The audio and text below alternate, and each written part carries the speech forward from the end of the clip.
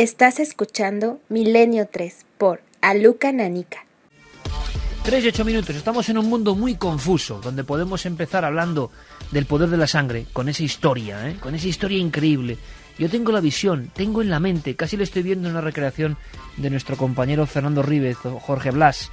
Estoy viendo ese armario largo que conecta la habitación de un enfermo pálido con una muchacha joven que se levanta por las noches con moratones en los brazos y en las piernas y que cree que les traen sangre de forma clandestina. A esta hora, casi, llegaba el siniestro médico. Y luego hablar, para romper completamente, ¿no?, el registro de esos superhéroes urbanos, tema que trae don Santiago Camacho aquí a la palestra, gente que se juega la vida, porque en el fondo se está jugando la vida. Uno no sabe, imagino, si patrulla por el Bronx o por cualquier lugar, por ejemplo los suburbios de Londres, qué demonios se va a encontrar.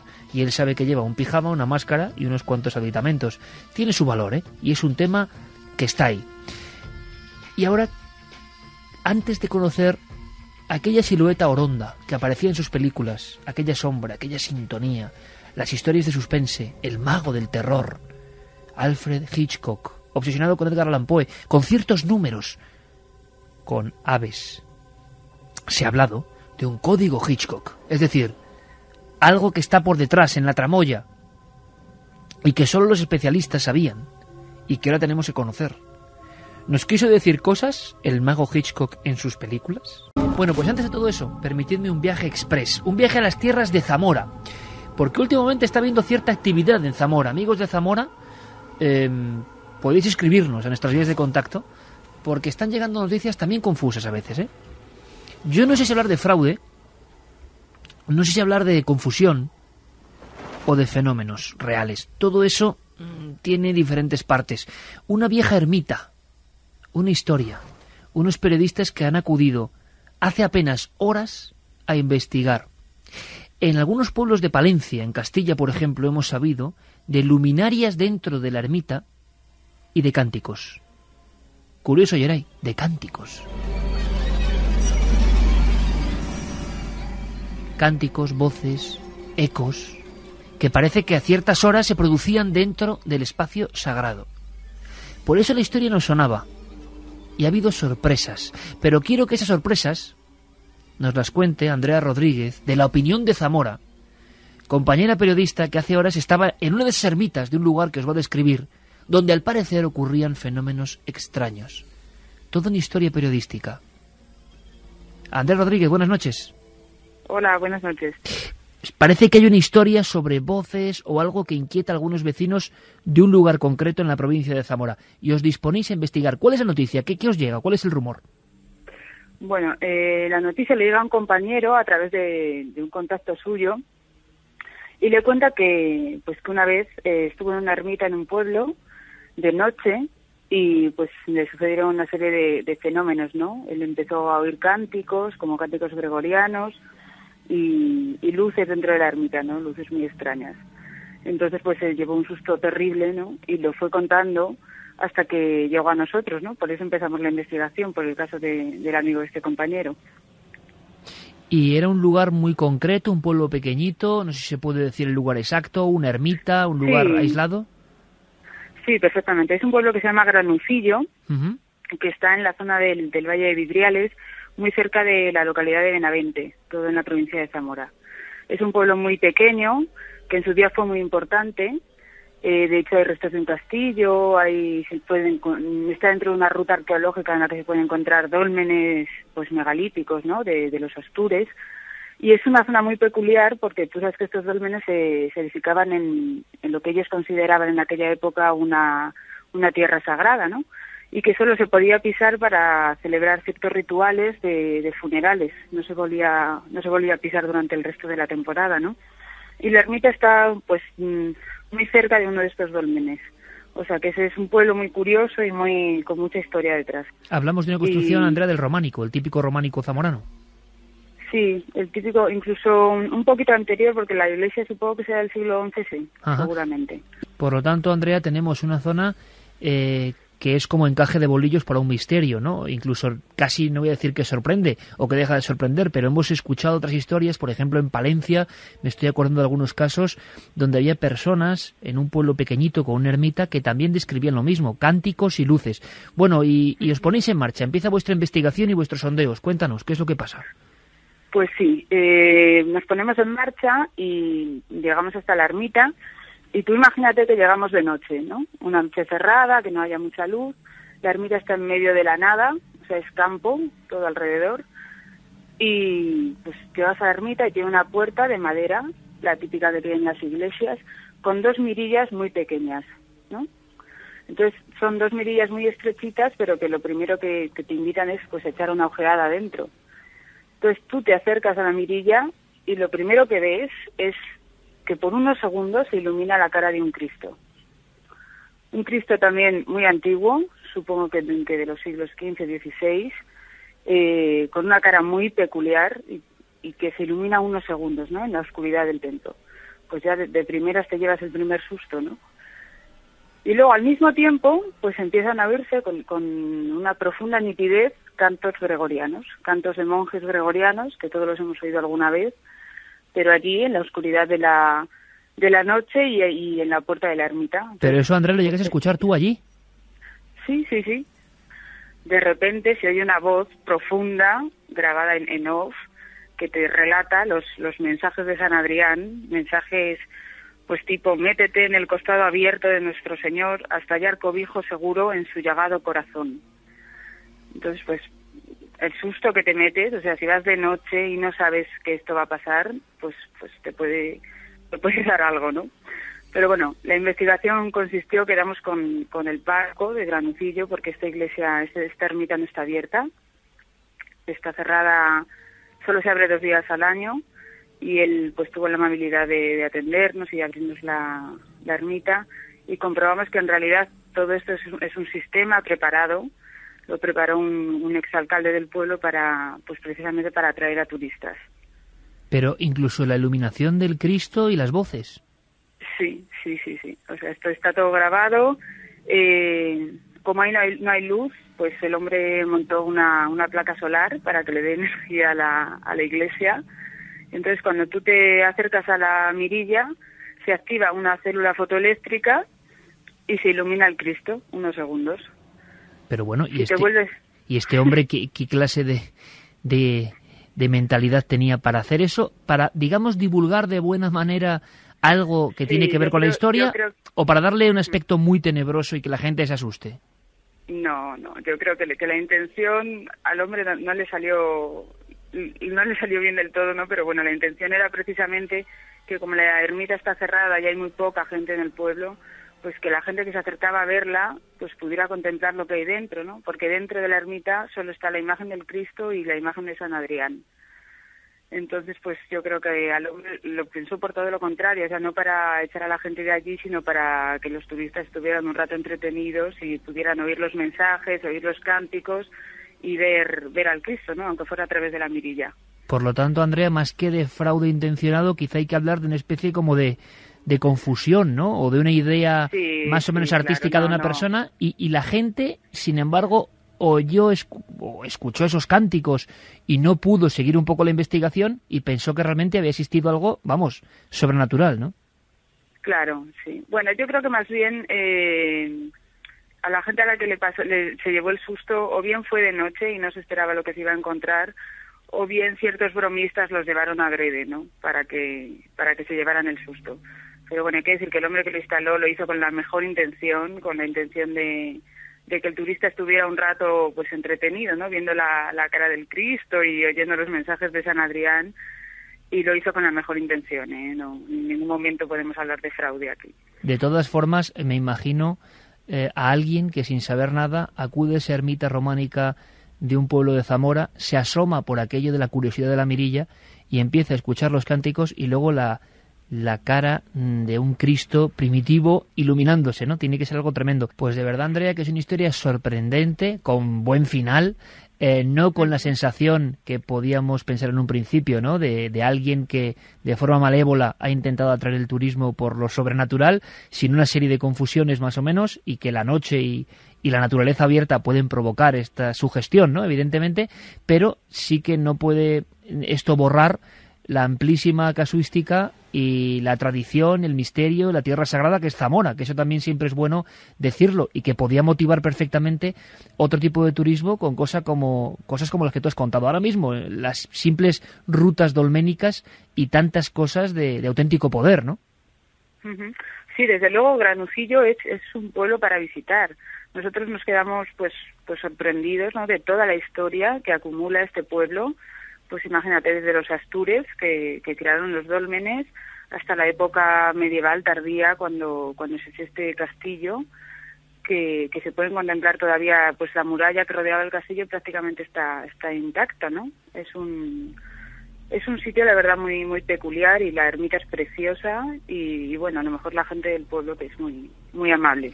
Pues lo importante es que por lo menos estamos hablando a nivel nacional de un lugar que estoy seguro mucha gente, por esta información, también es lo bueno del periodismo, ¿no?, y la curiosidad, pues va a conocer y ver con otros ojos.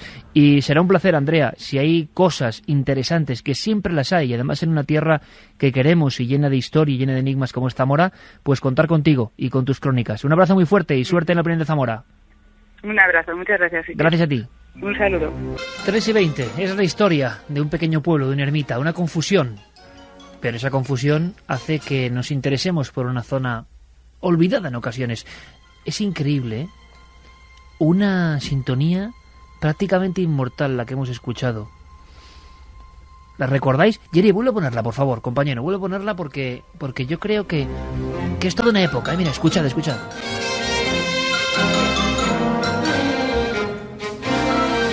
Y de inmediato, ya que hay gente muy joven, como Carlos o Fermín Agustí, buenas noches, compañero. Hola, buenas noches. Y Geray Martínez, que es un jovenzuelo también, ¿eh?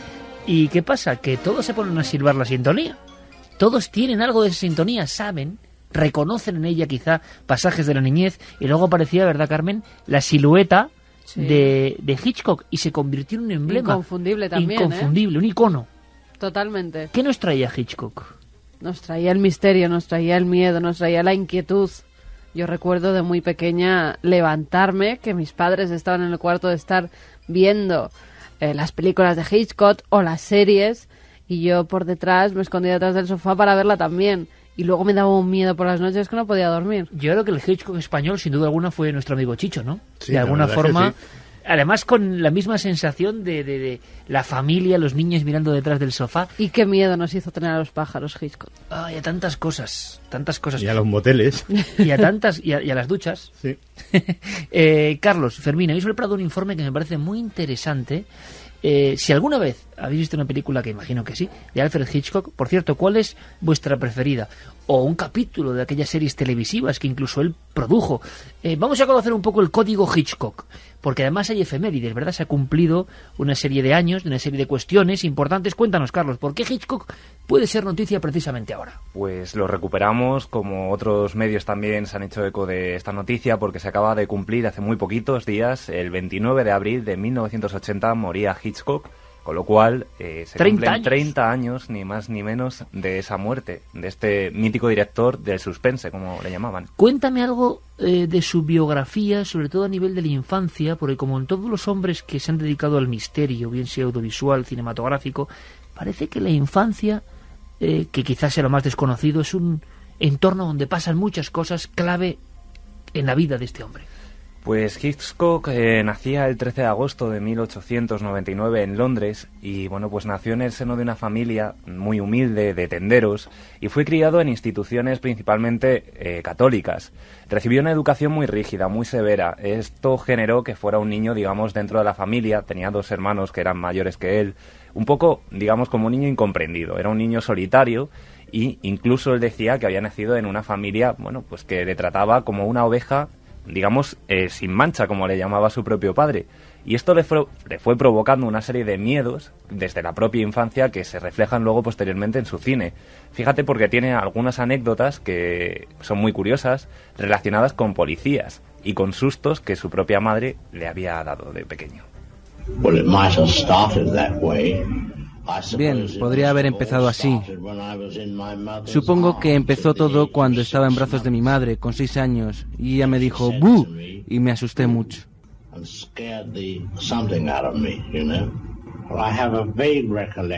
Tengo vagos recuerdos de ser asustado también por un policía. Creo que cuando tenía 4 o 5 años me mandaron ir con una nota a la comisaría local de policía y fui encarcelado en una celda como castigo. Ni siquiera sé por qué fue, pero probablemente fui encarcelado injustamente en aquel momento. Pero verás, el psiquiatra siempre te dirá que si tienes un miedo que está en tus raíces desde tu infancia, cuando vuelves a aquel momento y lo liberas, todo va mejor. Eso no funciona conmigo. Todavía me asustan los policías. Soy muy tímido. Me asusto con todo. 3:24. Yo creo que ha bastado, compañeros, escuchar a Hitchcock desde el otro lado del tiempo. La radio, como el cine, ¿no? Como la prensa tiene eso, ¿no? Que los muertos siguen vivos y nos hablan y su obra está ahí y parece que le escuchamos en vida realmente. Y no hace falta más que escuchar esa especie de socarronería, de ironía mezclada con misterio para darnos cuenta de que era un tipo genial y muy especial. Cómo describía ese temor, y es verdad que fue encarcelado con 5 años. Su padre manda una nota a la policía para que le detengan por 10 minutos. ¿Pero por qué? Pues una broma para que le hace su padre, supongo que un poco, ¿no? para educarle. Endurecerlo, ¿no? Endurecerlo, y eso le queda marcado a Hitchcock de por vida. Entonces su temor a la policía se nota en su trayectoria como director en sus películas. 10 minutos de arresto con 5 años. Seguimos, chicos, avanzando en el informe, en el código Hitchcock. Vamos a ir viendo elementos precisamente de ese código, ¿no? Que quizá a primera instancia quedan pues marginales, no nos enteramos, y ahora quizás recordemos las películas y las series con otros ojos. Sí, además vamos a ir adentrándonos poquito a poco porque Hitchcock después empezó a estudiar Bellas Artes en la Universidad de Londres, se fue introduciendo en este mundo del cine, primero en una sucursal, digamos, de una productora americana en Londres, que fue donde empezó a hacer los intertítulos de las películas mudas de la época. Empezó a relacionarse con grandes directores, allí conoció, por ejemplo, a la que sería su mujer, a Alma Reville, que, bueno, pues contaremos también cositas relacionadas con esta pareja, Alma y Hitchcock, con la que tuvo su hija, Patricia. Y bueno, esto generó también una serie de personalidad en Hitchcock. En los años 20, por ejemplo, realiza ya sus primeras películas. Curiosamente, algunos títulos hacen referencia a algunos de los símbolos de los que vamos a hablar. Su primera película, el primer encargo, era El número 13, que es una película inacabada y que no se conserva a día de hoy. O sea que la primera película de Hitchcock se llama El número 13, no se terminó y nadie sabe dónde está. Está inacabada y no se conserva a día de hoy. Luego, por ejemplo, como sí digo que muchas veces, hay una novela, está clarísimo, ¿no? Además es que, y luego hay títulos curiosos como El jardín de la alegría y El enemigo de las rubias. Él tenía, digamos, una obsesión con las actrices rubias. Él sí que era el enemigo de las rubias. Además, de hecho, a algunas actrices, por eso lo comentaba Santi, me imagino, por ejemplo, a Tippi Hedren, la llegó a acosar e incluso contrató una serie de detectives mientras realizó algunas de sus películas, como por ejemplo Los pájaros, para seguirla en todos los lugares del rodaje, fuera del rodaje. Tenía como una obsesión porque creía que con eso conseguiría llegar más al público americano. Creía que las heroínas rubias llegaban mucho más al espectador. Y, por ejemplo, mira, hemos hablado con algunos autores, algunos especialistas de Hitchcock. Ellos son Guillermo Balmoni, Jesús González Requena, Diego Moldes y Ramiro Cristóbal, que nos van a definir un poquito más esa personalidad que también él orientaba hacia lo publicitario, hacia el marketing.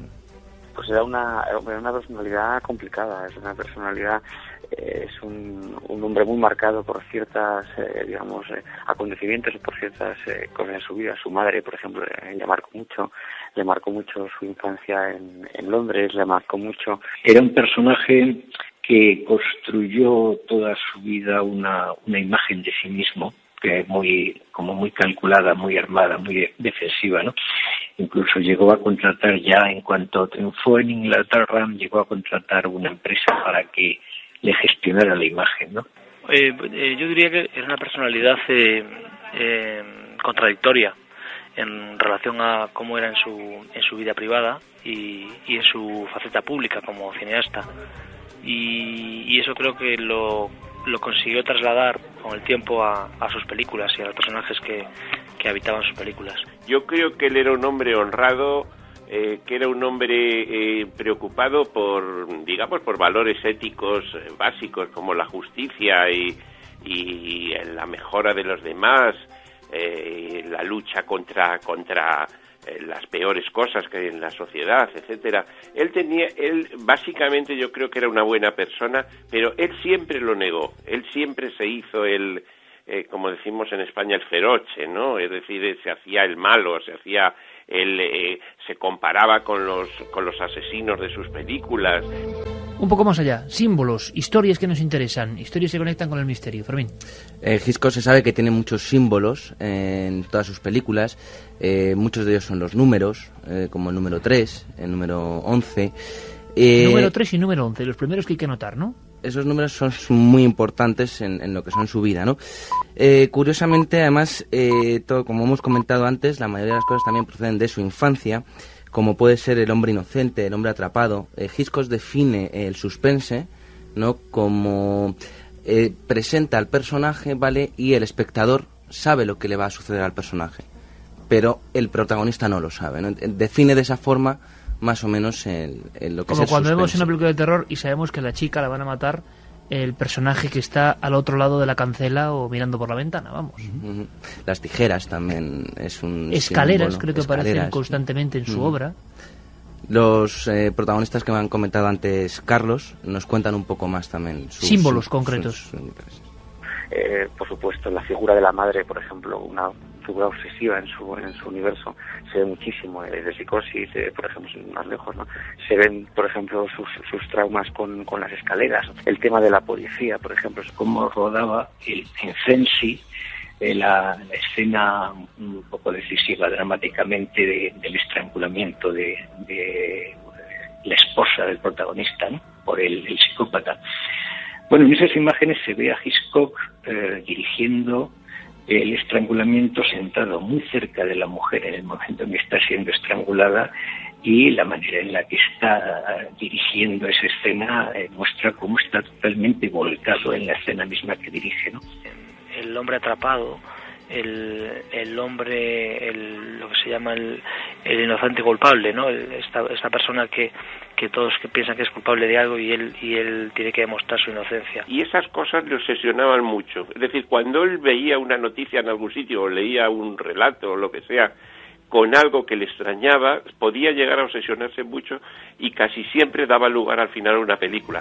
Pero hay un sonido muy peculiar en las historias de Hitchcock, un sonido inolvidable, que por cierto ha provocado muchas fobias o ha despertado fobias ocultas a los pájaros. Los pájaros, sus graznidos, su ataque, sus picotazos. Yo no sé si tenemos incluso el sonido de esos pájaros de fondo. Estos son los pájaros de Hitchcock. Y algo que puede sonar idílico y que marcó a muchísima gente. Además es que, como ya mencionabas al principio, era un aficionado de la literatura de Edgar Allan Poe. Y bueno, pues se inspiró en muchos de sus relatos, por ejemplo, en su serie de Alfred Hitchcock Presenta, que escuchábamos la sintonía al principio, en El enterrado vivo también. Hizo varios capítulos en los que sus protagonistas tenían miedo de ser enterrados vivos e incluso sí que eran enterrados.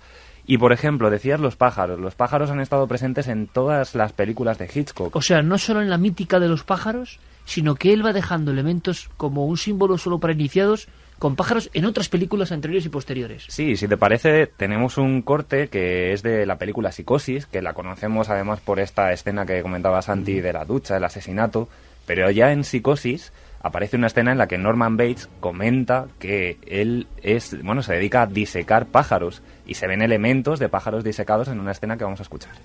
Uno oye esa expresión, comer como un pájaro, y es una falsedad, porque precisamente los pájaros comen mucho. Bueno, no vaya a creer que entiendo de pájaros vivos. Mi pasatiempo es rellenarlos. Soy taxidermista. Los diseco. Y diseco pájaros porque yo aborrezco ver a otros animales disecados, ¿sabe usted? No sé cómo hay personas que pueden disecar perros y hasta gatos. Opino que solo se puede hacer eso con pájaros porque adquieren cierta pasividad disecados. Es un extraño pasatiempo. Curioso. Y no es muy común. En este informe sobre Hitchcock, todo el mundo, claro, esa voz todavía sobrecoge, ¿no? Norman Bates, ese tartamudeo, taxidermista. Santi, hay una historia también subliminal, se ha contado en alguna ocasión también, en concreto sobre esta película. Sí, de hecho, hay mucha gente que cree que en El Exorcista es en la primera película donde se meten planos subliminales. Y no, es en Psicosis. De hecho... ¿Planos subliminales así? Dicho hay uno en concreto. Vamos, todo el que tenga el DVD puede pararlo y se ve perfectamente el fotograma que es y lo vamos a localizar. Todo el mundo... Hay una imagen de Psicosis, aparte de esa maravillosa escena de la ducha, que no olvidemos para hacernos una idea de hasta qué punto era obsesivo a la hora de rodar. Estamos hablando de una escena que dura 48 segundos. Tardó una semana en rodarse. O sea, eso nos indica qué punto de intención tenía a la hora de hacer escenas claves como esa. Pues hay una escena que, aparte de esa de la ducha, nadie olvida de Psicosis, que es el plano final de Anthony Perkins hablar con la voz de su madre y cómo hasta qué punto llega a inquietar esa mirada absolutamente demente que lanza a la cámara al final. Y te deja con desazón, ya después de la película. Dices, bueno, pues tampoco es tanto, o sea, es un tío que mira mal. No es solamente eso. Hay superpuesta a la figura de Anthony Perkins un fotograma con la efigie del esqueleto de la madre muerta. Es verdad, yo ahora lo estoy recordando, sí, es como un flash, ¿no? Sí, es apenas perceptible, pero está ahí.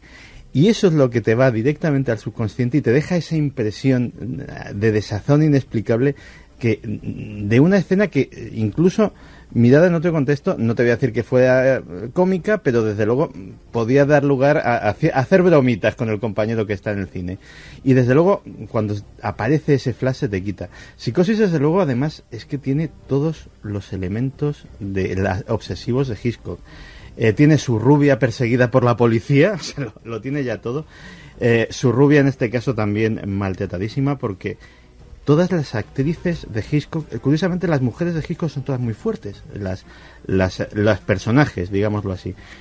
Pero todas las rubias de Hitchcock, y son Grace Kelly, Tippi Hedren, Joan Fontaine, Ingrid Bergman, Kim Novak y alguna más que seguramente se me olvide. Y todas poderosas, ¿eh? Sí, pero todas guardaban un recuerdo pésimo de él porque las trataba fatal. Es decir, si bien no era precisamente una dulzura de director con nadie, con las mujeres y concretamente con las protagonistas rubias de sus películas era tiránico hasta límites que rondaban el sadismo. El caso que hemos apuntado antes de Tippi Hedren, a Tippi Hedren dejaba que la picasen los pájaros. Tippi Hedren, la madre de la esposa de Antonio Banderas. Antonio Banderas. Efectivamente. Pues en las escenas de los pájaros en las cuales ella era atacada, aquello que se podía haber hecho con efectos especiales en la época sin ningún problema, Hitchcock insistía en que la picasen de verdad. Y alguno de sus colaboradores añadía que lo hacía con cierto gustillo, es decir, que parecía que disfrutaba de la situación. O sea, seguía la senda de William Friedkin, ¿no? En El Exorcista, de pegar tiros, meter habitaciones congeladas a varios grados bajo cero, de meter en tal estado de tensión, ¿no? Tirar de las cuerdas que ataban a pies y manos para conseguir ese rostro del padre Carras atormentado. Pegó un tiro a la espalda del padre Carras, un tiro sin que el padre Carras supiese nada. Entonces, claro, le enfocaban. Y el vaho era de verdad porque metió a todo el equipo dentro de un gran frigorífico donde estaban a varios grados bajo cero, y era cierto. Era un seguidor de alguna forma de esta doctrina Hitchcock. Por cierto, Fermín, ¿por qué Hitchcock aparecía? Todo el mundo estará, imagino, preguntándoselo. ¿Por qué aparecía en las películas siempre como un extra? No sé si el primero que lo hace en la historia del cine, pero la gente empezó a obsesionarse con pillar el momento Hitchcock, y mucha gente veía las películas solo esperando ese momento. Sí, pero además surge de algo casual, porque en sus primeras películas no aparece Hitchcock. De hecho, nadie sabe cómo es, porque al final es un director, ¿no? Nadie sabe cómo es. Y en una de sus películas les falta un extra que no llega al rodaje, y entonces pues se pone el de extra. Y es la primera aparición que tiene Hitchcock en una de sus películas. ¿Qué pasa? Que crea tal conmoción que a partir de ahí aparecen todas sus películas, con tan mala suerte, por así decirlo, que la gente ya va a ver la película más que por ver la trama y el suspense para verlo a él. Entonces decide ponerse siempre lo antes posible para que la gente no se despistase. Y hay una anécdota divertida, y es que una de sus películas transcurre en una barca, y entonces no sabían cómo hacer su cameo, y deciden que sea en la portada de un periódico que va en esa barca. Entonces aparece simplemente en el periódico como noticia, y ese es el cameo de esa película. Todo un crack del automarketing. Más cosas, más elementos. Hablábamos de la pasión por Edgar Allan Poe, por eso el cuervo aparece en varias ocasiones como mensajero de la muerte, del mal, del horror. Siempre es el mensajero del horror, del caos, del apocalipsis. En un montón de sus películas aparece así, dado como el mensajero un poco de ese fatídico mensaje. Y fíjate qué curioso, porque tenemos en la película de los pájaros, hay un momento en el que los niños están en el colegio y, bueno, pues está Tippi Hedren fuera del colegio, se está escuchando una canción infantil que digamos que da el inicio del ataque de los pájaros que se va a producir en la escuela.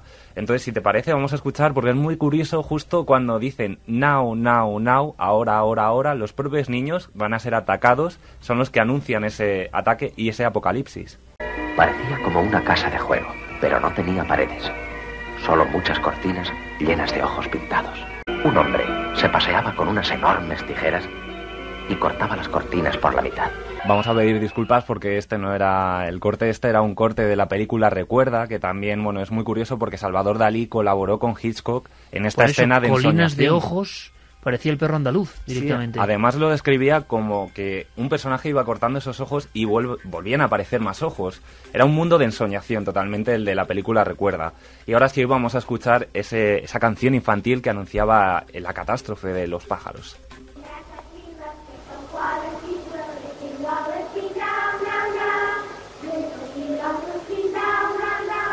Muy bien, niños. Ahora guardad vuestros libros de canto y poneos de pie al lado de vuestros pupitres. En cuanto estéis todos listos, iremos al recreo. No saldremos al jardín hasta que haya silencio.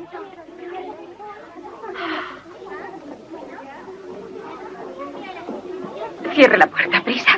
Por favor. ¿Qué ocurre? Venga. Mire, hay que sacar a los niños de aquí.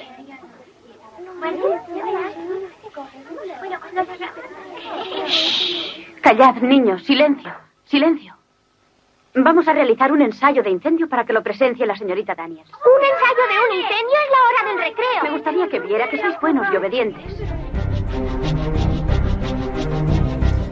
Y hablabas también de ese número, del número 3.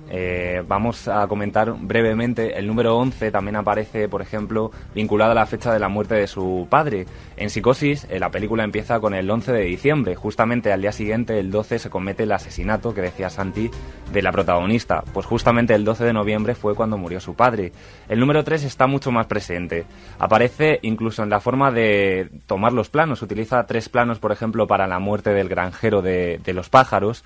Y en películas como Vértigo, por ejemplo, el protagonista tiene acrofobia, tiene miedo a las alturas. Pues justamente cuando en su propio piso, en el piso de su compañera, sube una escalera para probarse a sí mismo, se cae en el 3. Hitchcock siempre vincula el número 3 al caos y al desorden, una vez más. 3 y 11 serían los códigos ocultos del terror de Hitchcock. Toma. Ah, muy bien. Eso está muy bien. Tráelo. Ponlo aquí. Esto es primer peldaño. Primero. Bien, y ahora el segundo peldaño. Segundo peldaño. Vamos a ver. Ya está. ¿Ves? Miro arriba, miro abajo. Miro arriba. Ahora mismo voy a ir a comprarme una escalera. Ya verás. Ten cuidado ahora. Ya, sigamos. No hay dificultad. Chica, esto es sensacional. Miro arriba, miro abajo. Miro arriba y ahora... Johnny. O sea que el número 3, el número siempre que provocaba el caos, la muerte, la destrucción. Fue una muerte solitaria, por cierto, lo de Hitchcock, ¿no? Sí, como decíamos, moría en 1980 y a los pocos días la productora, en este caso de Hitchcock, mandó una nota a sus más allegados anunciando que había muerto. Y bueno, pues se le hizo una misa en una iglesia de Santa Mónica a la que acudió muy poquita gente.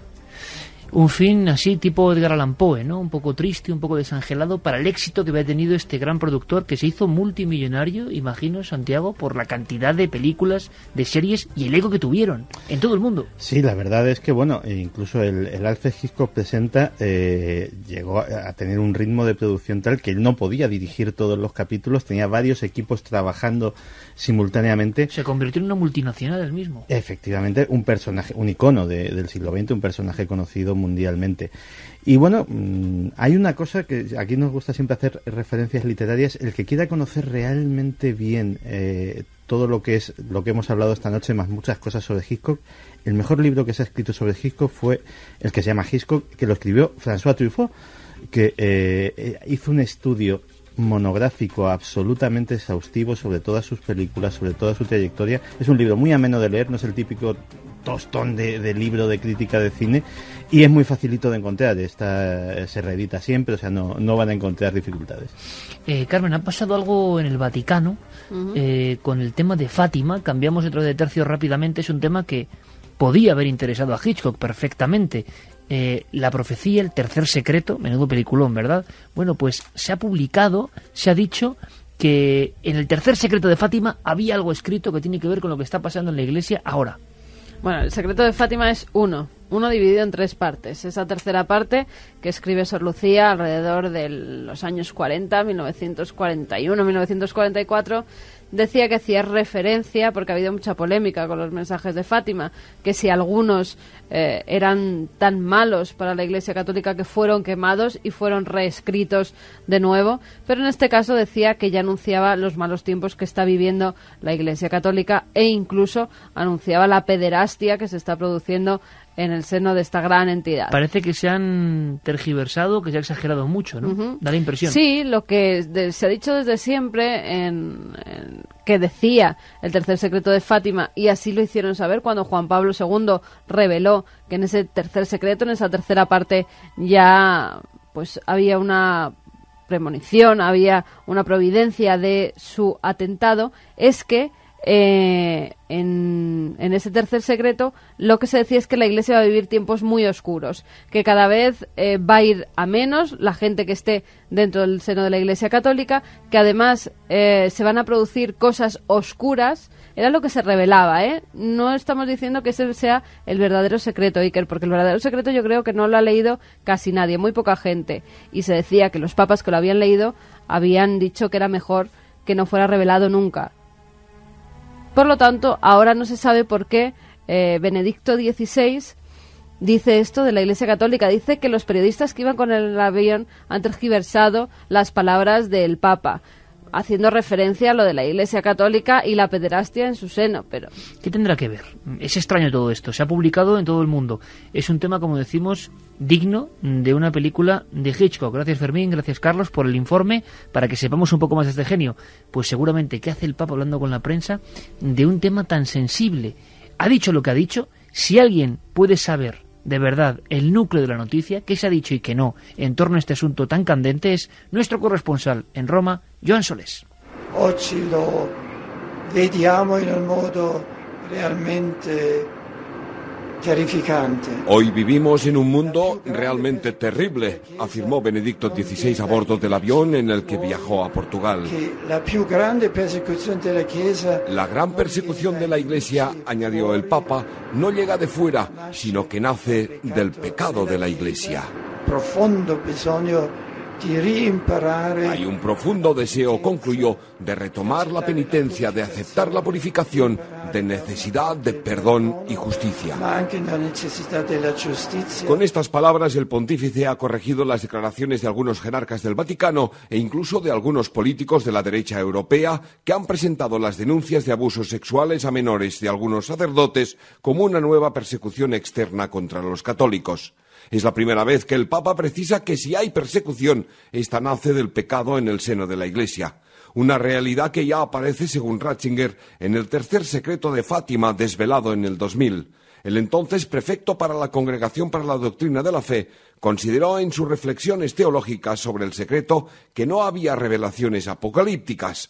Hoy, sin embargo, tras 5 años de pontificado, asegura que las visiones del tercer mensaje anuncian los sufrimientos de la Iglesia. Sufrimientos que algunos comentaristas han relacionado con los casos de pederastia. El texto del tercer misterio de Fátima, no obstante, sigue siendo eso, un misterio, un supuesto pontífice que asciende a una montaña entre cadáveres y en la cima es asesinado con armas de fuego y flechas, junto a obispos, sacerdotes, religiosos y religiosas, bajo una cruz donde los ángeles recogen la sangre de los mártires para regar, según el texto, las ánimas de quienes se acercan a Dios. Benedicto XVI afirma que este secreto anuncia la persecución de la Iglesia y añade que la persecución no llega de fuera, sino de su seno. Todo un misterio. En fin, influencias distintas, opiniones diversas sobre un asunto que siempre colea y más cerca, evidentemente, de un 13 de mayo como el que hemos pasado. Fecha clave para muchos misterios, no solo el de Fátima. Otra cruz y la palabra exorcismo se cuela en las noticias internacionales. Sí, en las noticias internacionales, además, en una empresa, en la compañía Foxconn, que al parecer, pues, en los últimos meses está viviendo una oleada de suicidios tremenda. Dicen que la larga lista de suicidios que se ha registrado en esa empresa, pues que es debido a las malas condiciones laborales impuestas a los trabajadores.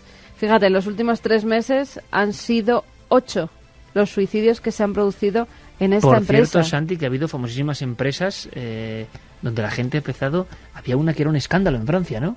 France Telecom, sin ir más lejos. Pero sí. ¿Cuántos suicidios han pasado en...? Un número, no lo recuerdo exactamente, pero 30 muy exagerado. Pero fíjate que esas cosas a veces pasan. Hablábamos hace unas semanas de la muerte, de la masacre de Puerto Rico, y que es aquí en España de un fenómeno relativamente raro, pero en Estados Unidos lo que se llama asesinatos masivos es un fenómeno relativamente no común, pero desgraciadamente que se da con cierta periodicidad.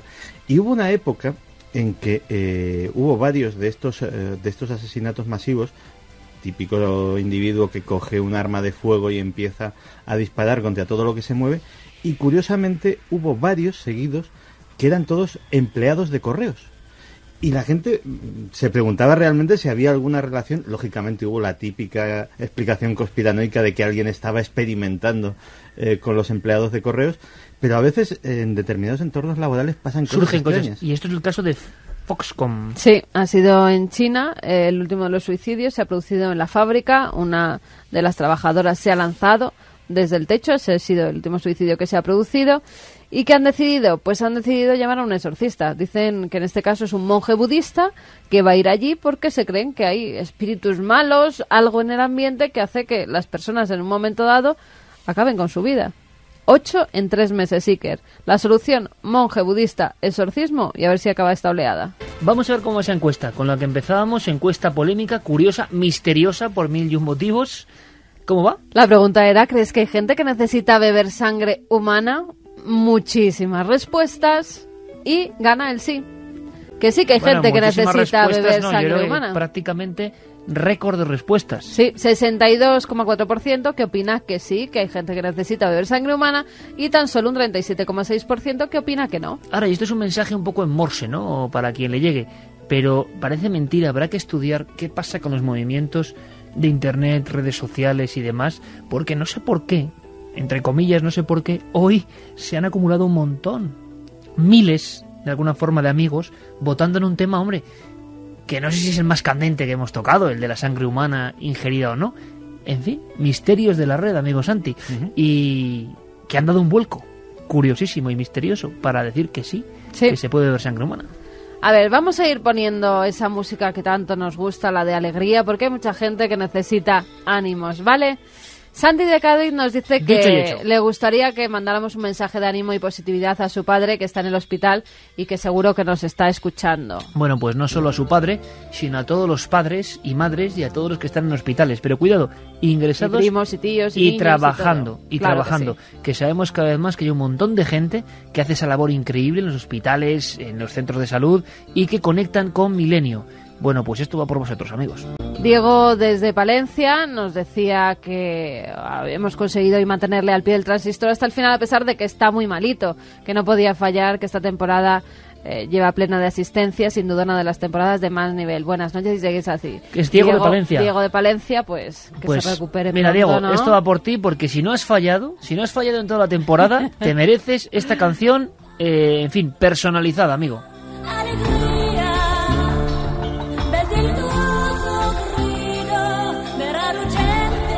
Un poquito de energía positiva a los amigos del Circo del Sol, para toda la gente que está pasándolo un poco mal, porque esa también es una función de la nave del misterio. Más energía positiva, en este caso para Yolanda Morgan. Se ha muerto hoy su perrito, el perrito que se llama además Merlín, Vaya hombre. que tenía 14 años, que bueno, que era ya muy mayor, que era un chuchillo, como ella lo llama, que recogió en una perrera antes de que lo sacrificaran, pero que era muy inteligente, que siempre ha estado ahí, que era una mezcla de todas esas razas.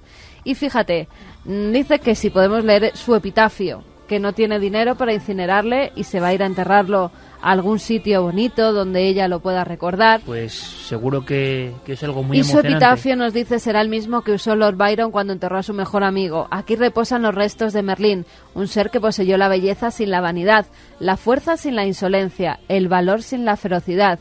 Tenía la grandeza de los grandes hombres, pero ninguno de sus defectos.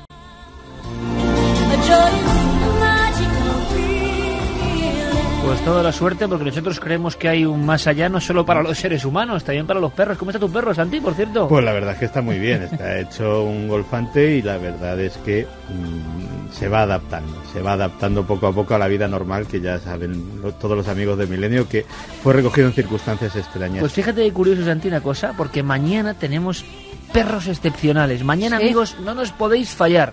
Mañana ponemos nombre, apellidos y estarán en el plató de Cuarto Milenio, además de viajar por todo el mundo con un tema un poco siniestro, pero aparte de eso, perros inolvidables por el misterio que tenían, y visitaremos un lugar que tiene que ver además con el mensaje de esta amiga y la sensación de que también hay mucha gente que cree que los amigos perros, bueno, pues tienen ese ánima, ¿no? Ese ánima impresionante.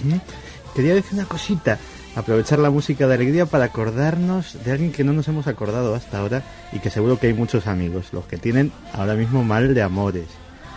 Amigos, amigas, chicos, chicas, no pasa nada. La vida es muy larga, queda mucha alegría, queda mucho camino y habrá cosas muy bonitas en el vuestro. Amigos de Zaragoza, que estén muy atentos, que vayan a las perreras, por favor, porque van a sacrificar en pocos días a varios perritos. Uno de ellos tiene tan solo 13 meses, es un galguito. Y bueno, si alguien está... ¿Y se puede informar de alguna forma? Pues sí, hay un mail que se llama solidaridadperreramovera@gmail.com, donde pueden adoptar a ese galguito, a ese cachorrito. Hay que intentarlo. ¿Vale? Vamos con los ganadores, Iker. Vamos con más alegría. Venga, vamos allá. Vamos a dar alegría a 3 oyentes. La historia miente. Eric von Daniken. Pruebas que muestran la existencia de otro pasado, editado por EDAF. Y los 3 ganadores Grande son Daniken siempre. Martín desde Córdoba, que nos dice: vampiro o enfermo, médico o alquimista, mártir de ahora a cada habitación, que vaya a dormir revisaré el armario. Primero, dice que por si acaso. A partir de ahora, ¿no? A partir de ahora, sí. Lo que pasa es que como escriben tan mal por sí. mail, pues mira. En el año 71 vi a Hitchcock en una cafetería de Londres. Fui a pedirle un autógrafo y reaccionó con pavor. ¿En el año? 71. Claro. Me fui pidiéndole excusas, nos decía Jaime desde Ibiza. ¿Vio a Hitchcock? ¿Vio a Hitchcock? Cara a cara. Sí, se acercó y el otro huyó. Qué grande. Y el último es para Jesús, que nos decía: cuando habláis con la oyente de la carta, pensé en el grupo sanguíneo que curiosamente terminasteis por comentar. Salvo que se trate de una fantasía, solo veo 3 opciones: robo para utilización mágica, alimento para un enfermo mental que se creía vampiro o utilización para transfusiones. Bueno, ahí están los ganadores, de un hombre que para mí es genial, sigue en la brecha. Luego nos preguntamos por qué vendió millones y millones de libros. Equivocado o no, pero es que tiene 70 años y el tío sigue escribiendo, y cuando habla con más emoción que nadie. ¿Por qué será que todos los grandes tienen eso? La emoción auténtica. Erich von Däniken. Ahí está, la historia miente, ni más ni menos. Santiago Camacho, buena semana, compañero, mañana nos vemos. Mañana más y mejor. Yeré Martínez, gracias a todo el equipo. No tenemos apenas tiempo, mañana perros y mañana guaqueros, entre otras cosas, ladrones de muerte en Cuarto Milenio. Ahora todas las noticias, Fermín, Carlos, todo el equipo, gracias amigos, un fuerte abrazo, feliz semana.